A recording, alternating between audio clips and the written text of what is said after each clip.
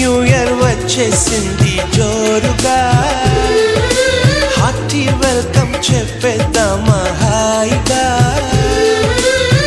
కొత్త కొత్త ఊహల్లో తెలిపోటిగా, మనసులోని ఆశల్ని పంచుకో బ్రదర్.